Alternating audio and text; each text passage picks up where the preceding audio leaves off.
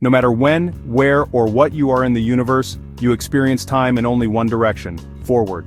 In our everyday experiences, clocks never run backward, scrambled eggs never uncook and unscramble themselves, shattered glass never spontaneously reassembles into an intact vessel. But if you were to look at the laws of physics that govern the way the universe works, from Newton's laws of motion down to the quantum physics of subatomic particles, you'd find something peculiar and unexpected. Nearly all of the rules that govern nature are exactly the same, irrespective of whether time runs forward or backward. This corresponds to a certain symmetry of nature, T-Symmetry, also known as time reversal invariance.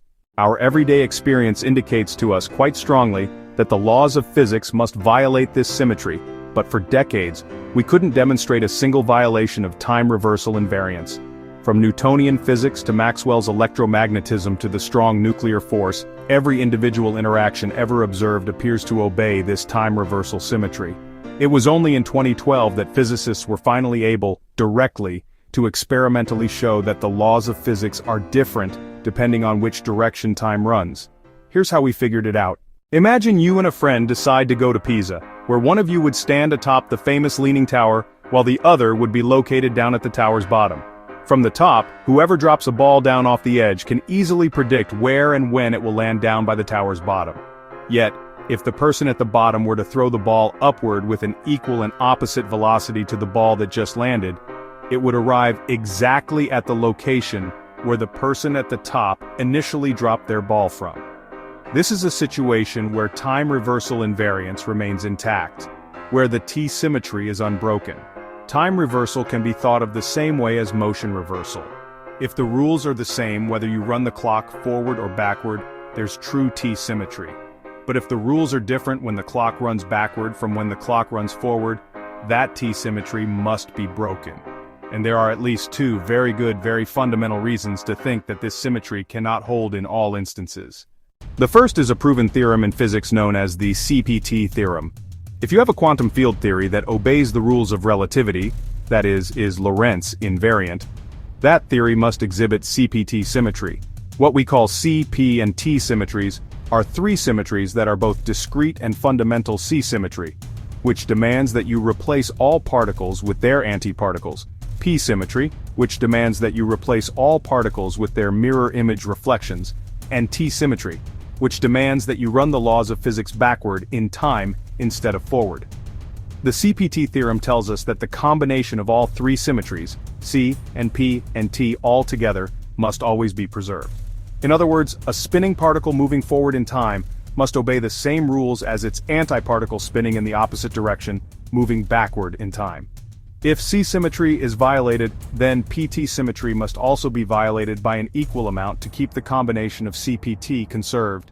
Since the violation of CP symmetry had already been demonstrated long ago, dating back to 1964, we knew that T symmetry, at some level, had to be violated as well. The second reason is that we live in a universe where there's more matter than antimatter. But the known laws of physics are completely symmetric between matter and antimatter. It's true that there must necessarily be additional physics to what we've observed to explain this asymmetry, but there are significant restrictions on the types of new physics that can cause it. They were elucidated by Andrei Sakharov in 1967, who noted, "The universe must be in an out-of-equilibrium state. Both C symmetry and CP symmetry must be violated. And baryon number-violating interactions must occur. Even if we hadn't observed CP-violating interactions directly, we'd still have known that they must occur in order to create a universe that's consistent with what we observe. A universe that isn't matter-antimatter symmetric. And therefore, since T violation is necessarily implied if you have the required CP violation, in order to conserve the combination of CPT, time reversal invariance or T-symmetry, cannot hold true under all circumstances. But there's an enormous difference in any science between either theoretical or indirect evidence for a phenomenon and a direct observation or measurement of the desired effect.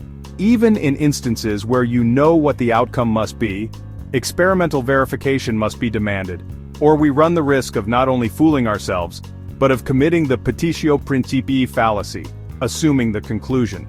This is true in any area of physics. Sure, we knew by watching the timing of binary pulsars that their orbits were decaying, But only with the direct detection of gravitational waves could we be certain that's how the missing energy was being carried away. We knew that event horizons must exist around black holes, but only by directly imaging the shadow cast by their event horizons did we confirm this prediction of theoretical physics. And we knew that the Higgs boson must exist to make the Standard Model consistent, but only by discovering its unambiguous signatures at the LHC were we able to confirm it. So that sets up the key task for physicists, rather than measuring other types of violations like C, P or CP, and using those violations in combination with what must be conserved, CPT, to conclude that the conjugate symmetry, for example PT, Connecticut and T respectively, must also be violated. We'd need to explicitly and directly find a way to put T-symmetry to the test in an instance where it should be violated. This would require a lot of thought and a very clever experimental setup. What one must do is design an experiment where the laws of physics could be directly tested for differences between an experiment that runs forward in time versus one that runs backward. And since, in the real world, time only runs forward, this requires some truly creative thinking. The way to think about this is to remember how entangled quantum states work. If you have two quantum particles that are entangled with one another, you know something about their combined properties. But their individual properties are indeterminate until you make a measurement. Measuring the quantum state of one particle will give you some information about the other one, and will give it to you instantaneously, but you cannot know anything about either individual particle until that critical measurement takes place. Typically, when we think about quantum entanglement of two particles, we perform experiments involving stable particles like photons or electrons. But there's only one type of physics process where CP violation is known to occur, through decays that proceed through the weak nuclear interaction. In fact, this direct type of CP violation was observed in 1999, and by the CPT theorem, T violation must occur. Therefore, if we want to test for direct violation of time reversal symmetry, we'd have to create particles where T violation occurs, which means creating either baryons or mesons, unstable composite particles, that decay via the weak interactions. These two properties of quantum indeterminism and of unstable particles that decay through the weak interactions were what we needed to leverage in order to design the exact type of experiment required to test for the direct violation of T-symmetry. The way to go about testing time reversal violation directly was first proposed only quite recently, as the technology to produce large numbers of particles that contain bottom, B quarks, has only come about in the past few years. The U particle, the Greek letter upsilon, is the classic example of a particle containing bottom quarks, as it's actually a meson made of a bottom quark and a bottom antiquark pair, bottomonium. Like most composite particles, there are many different energy states and configurations it can exist in, similar to how the hydrogen atom exhibits a variety of possible energy states for the electron to be in. In particular, it was suggested that the 4s energy state, the third excited spherically symmetric energy level, holds some special properties and might be the best candidate for observing T-symmetry violation directly. Why would this be the case? Because the U, 4s particle, when you create one, decays into both a neutral B-Meson with a down quark and an anti-bottom quark, and a neutral anti-B-Meson with a bottom quark and an anti-down quark, about 48% of the time. At an electron-positron collider, you have the freedom to tune your collisions to occur at the exact energy needed to create a U, 4s particle, meaning that you can create enormous numbers of B-Mesons and anti-B-Mesons for all your particle physics needs. Each of these mesons, either a B-Meson or an anti-B-Meson, can decay in a few possible ways. Either you can produce a JP's, charm-anticharm particle and a long-lived kaon, a JPS particle and a short-lived kaon, or a charged lepton and a variety of other particles. This is interesting because the first decay has a known value for its CP, the second has a known value for its CP that's opposite to the first, and the third decay identifies whether it's a B-Meson or anti-B-Meson by virtue of the sign of the charge on the lepton. A positively charged anti-lepton indicates a B-Meson decay, a negatively charged lepton indicates an anti-B-Meson decay. Knowing that information lets us set up a method for detecting T-symmetry violation.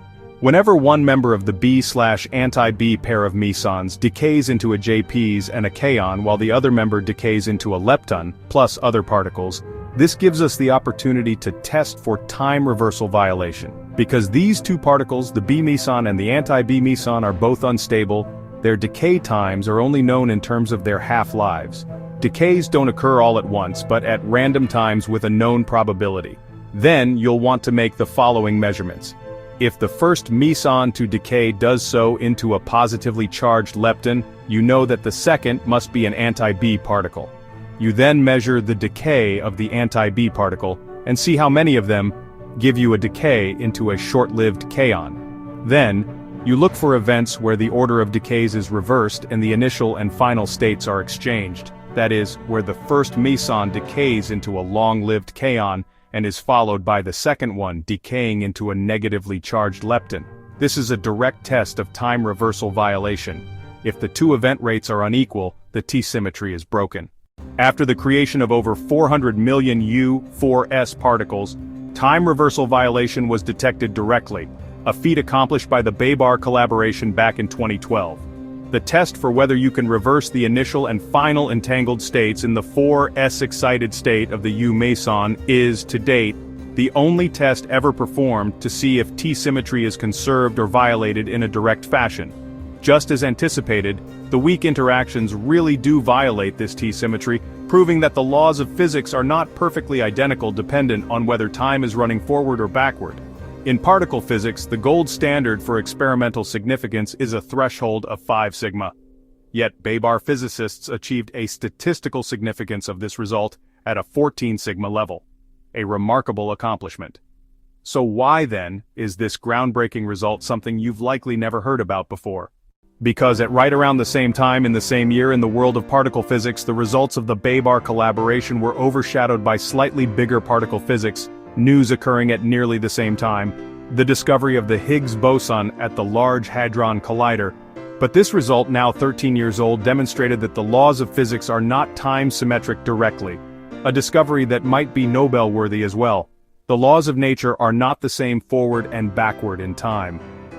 More than a decade after this fact was established, it's time the world truly knew about the magnitude of this discovery.